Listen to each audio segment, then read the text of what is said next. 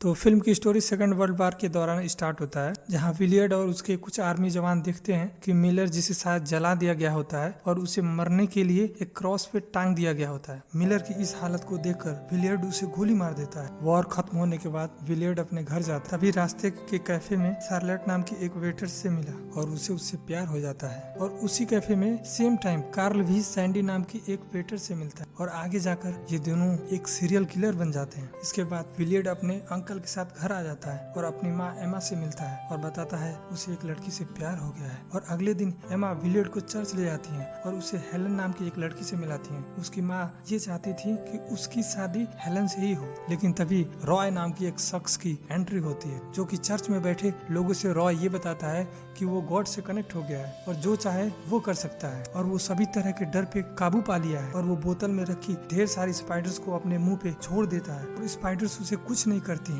रॉय के ये करने से हेलन उससे इम्प्रेस हो जाती है। आगे चलकर वो दोनों शादी भी कर लेते हैं। इससे उन्हें एक बच्चा होता है जिसका नाम होता है लिनोर। हेलन का रॉय पे इम्प्रेस होना विलियर्ड का रास्ता साफ हो जाता है और रॉय और शार्लेट एक दूसरे से शादी कर लेते हैं और इनसे भी एक बच्चा होता है जिसका नाम होता है आर्विन। विलियर्ड और शार्लेट के बच्चा होने के बाद वो दोनों दूसरे घर शिफ्ट हो जाते हैं। इस दूसरे घर के पीछे विलियर्ड एक लकड़ी का क्रॉस बनाता है जो कि वहाँ प्रे करने के लिए बनाता है। कहानी में आगे जाने पर विलियर्ड अपने माँ एमा को एक लेटर लिखता है और हेलन उसको पढ़ रही होती है। और कुछ समय बाद रॉय हेलन को उसके घर से ले जाना आया होता है और वो दोनों एक दूर जंगल में जाते हैं, जहाँ रॉय इस बात को प्रूफ करना चाहता है कि वो गॉड से कनेक्ट हो गया है। इस बात को प्रूफ करने के लिए रॉय ने अपने बीवी को जान से मार डाला। जब उसकी बीवी मर जाती है तो गॉड से वो कहता है कि उसे जिंदा कर दे, लेकिन ऐसा नहीं होता है। उसके बाद स्टोरी आगे जाती है 1957 में। हालांकि विलियर्ड और शार्लेट के बच्चा होने पर वो दूसरी जगह चले गए होते हैं। वहाँ के लोग उसके बच्चे को आर्विन को बुरी तरह मारा होता है। उसके बाद विलियर्ड आर्विन को लेकर अपने घर के पीछे बने क्रॉस के पास जहाँ वो प्रे करता है, वो दोनों वहाँ जाते हैं और प्रे करते हैं। तभी वहाँ से दो स्ट्रेंजर वहाँ से गुजर रहे होते हैं और उन्हें गाली देते हैं और बुरा भला बोलते हैं और विलियर्ड और आर्विन दोनों देखते हैं और कुछ नहीं करते हैं।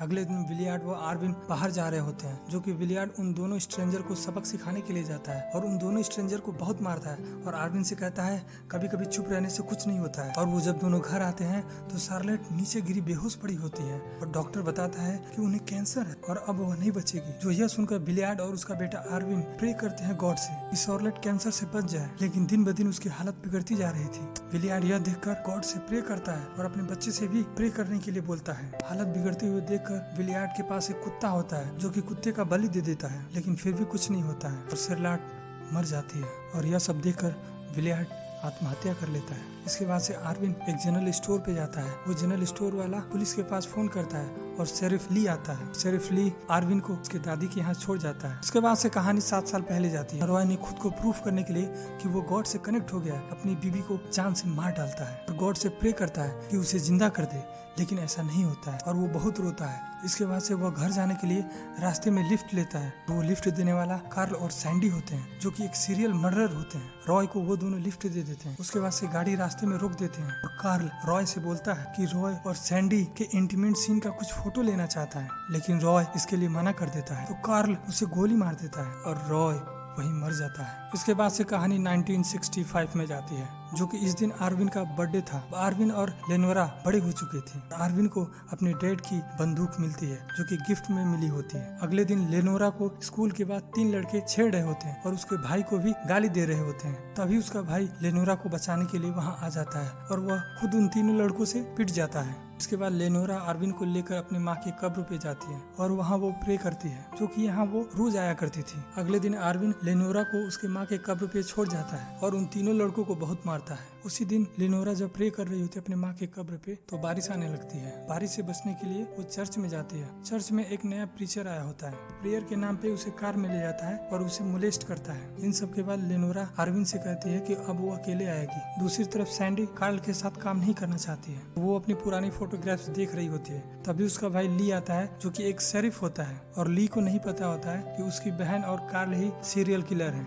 जब ली वहाँ से जा रहा होता है तो नीचे उसे गिरा पड़ा एक फोटोग्राफ्स मिलता है और वो सब कुछ समझ जाता है कि यही वो सीरियल किलर है। दूसरी तरफ उस नए प्रीचर को पता चलता है कि लेनोरा प्रेग्नेंट हो चुकी है, लेकिन जो नया प्रीचर होता है खुद को उस बच्चे का बाप मानने से इनकार करता है और उसे अबॉर्शन करवाने को कहता है। जो कि लेनोरा के घर वाले को पता चलता तो उसे बहुत बुरा लगता, क्योंकि लेनोरा अपनी गलती पे बहुत ही शर्मिंदा थी। इससे वह आत्महत्या कर लेती है। इसके बाद इसके भाई आर्विन को उसके प्रेग्नेंट होने का पता शेरिफ के द्वारा चलता है, जो कि उसे पता चलता है कि प्रीचर और लेनोरा का अफेयर चल रहा था। उसके बाद से प्रीचर पे ये नजर रखने लगता है और उसे पता चलता है कि प्रीचर का ढेर सारी लड़कियों के साथ अफेयर है। फिर वह सच बात जानने के लिए वह चर्च जाता है, जो कि प्रीचर वही होता है, और प्रीचर से पूछता है कि लेनोरा से क्या उसका अफेयर था, तो उल्टा वो लेनोरा को ही बुरा भला कहने लगता है। तो आर्विन उसे गोली मार देता है और वहाँ से भाग जाता है। इसके बाद से जब आर्विन लिफ्ट के लिए रास्ते में खड़ा था तो सैंडी और कार्ल उसे लिफ्ट देते हैं, जो कि ये दोनों सीरियल किलर थे जो मजे के लिए लोगों को मार देते थे। कार्ल गाड़ी रोकने के लिए सैंडी को बोलता है। जब कार्ल गाड़ी से उतरता है तो उसके कमर में रखी हुई पिस्टल को